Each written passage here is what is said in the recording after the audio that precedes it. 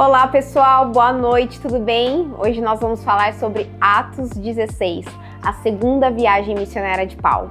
Exatamente nesse ponto, Paulo e Silas eles estavam em direção à Macedônia e durante esse caminho eles encontraram duas mulheres. Eu vou falar sobre essas duas mulheres. Primeiro eles encontraram Lídia.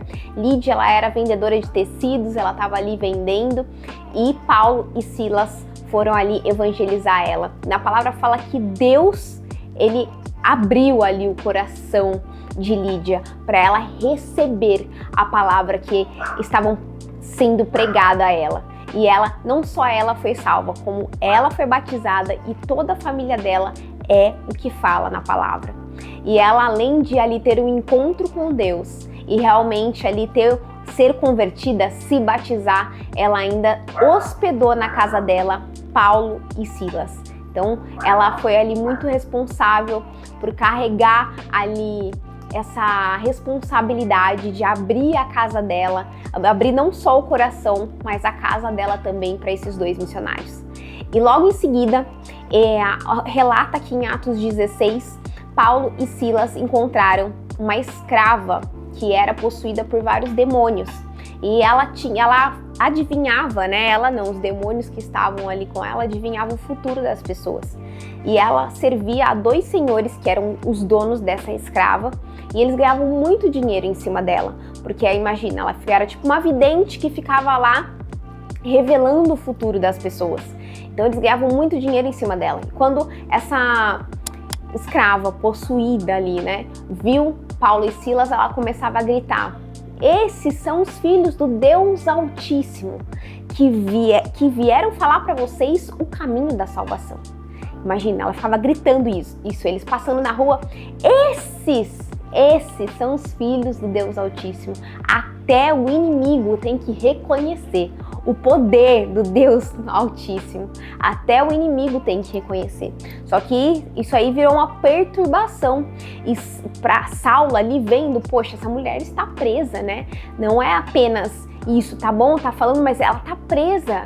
Eles estavam vendo todo o movimento, até que Paulo, ele se irritou e falou: saia do corpo dessa mulher em nome de Jesus. E ali ela foi liberta, mas ela não servia mais para o que ela fazia para os donos dela, que ficaram extremamente irritados e mandaram Paulo e Silas ser condenados. E após esse julgamento, Paulo e Silas foram presos. E aí eu quero que você pense, imagina eles presos depois de cumprir uma missão de Deus. Então eles tinham todos os motivos para murmurar, eles tinham todos os motivos para reclamar, eles tinham todos os motivos para se chatear com Deus.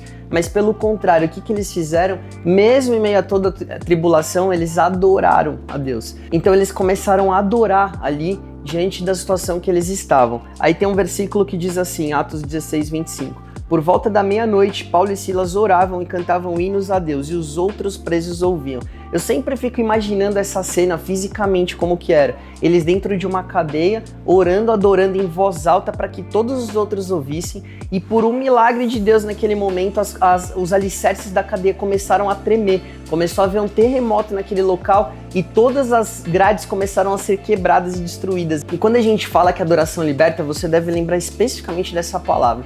E além de tudo isso, eles ainda tiveram a oportunidade de apresentar Jesus para uma vida. E quem que era essa pessoa? Era o próprio carcereiro, aquele que os levou preso.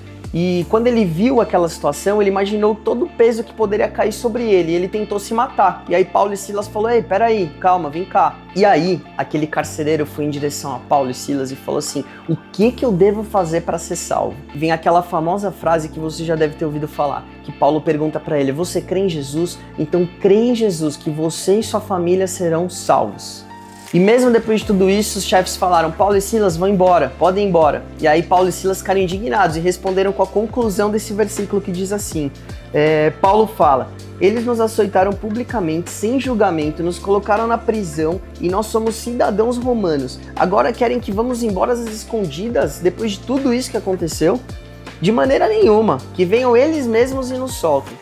Então os guardas relataram isso aos magistrados, que ficaram assustados por saber que Paulo e Silas eram cidadãos romanos.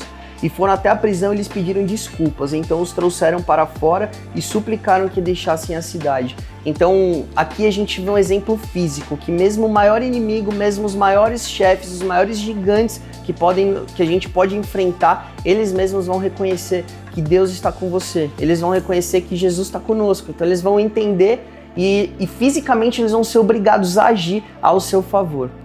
E é isso, pessoal. Esse é Atos 16. Espero que vocês tenham sido abençoados com a nossa breve explicação. Um beijo da nossa família para a sua família. Deus beijo, abençoe. Gente. Tchau, tchau.